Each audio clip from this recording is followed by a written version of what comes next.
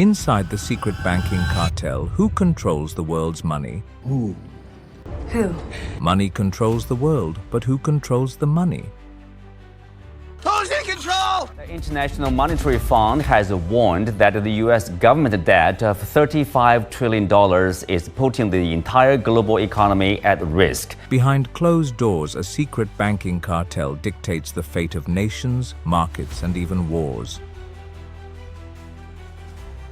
Few know the truth, but today we expose it. For over a century, an elite group of financial institutions has controlled global economies.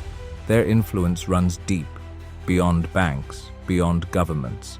They pull the strings behind financial collapses, debt crises, and even political decisions.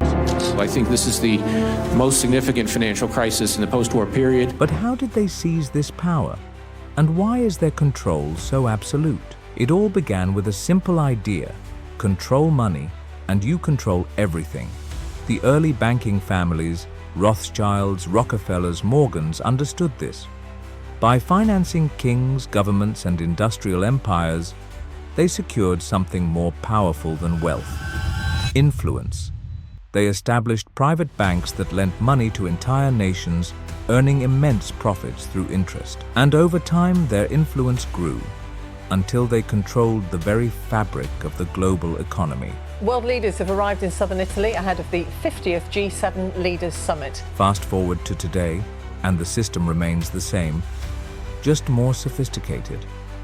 Central banks like the Federal Reserve and the European Central Bank operate with almost no oversight. They decide interest rates, print money at will, and fuel a cycle of inflation and debt, keeping nations under their thumb. Have you ever wondered why inflation never truly disappears?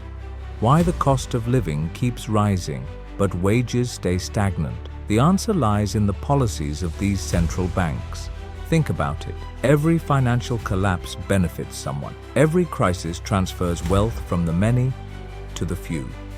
In 2008, when millions lost their homes and savings, because we're now down 43%. The stock market is now down 21%. It was the worst day on Wall Street since the crash of 1987. who got bailed out? The banks.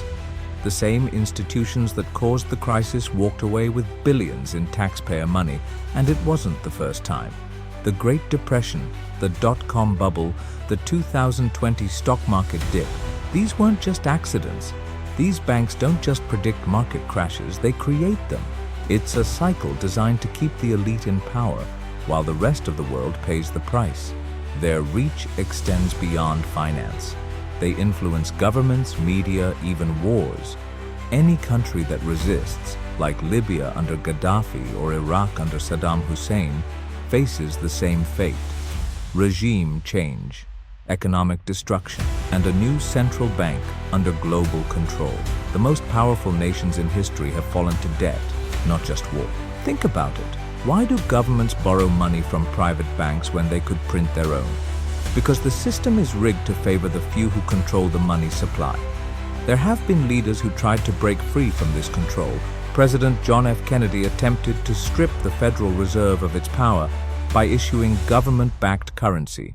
Months later, he was assassinated. Coincidence? From Dallas, Texas, the flash, apparently official, President Kennedy died at 1 p.m. Central Standard Time. Perhaps. But history shows a pattern. Those who challenge the system don't last long. The truth is, we live in a financial illusion.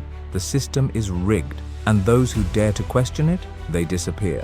But understanding this is the first step toward change. If people knew how money really worked, how wealth is silently stolen from them, the world would be a different place. Stay informed, stay aware,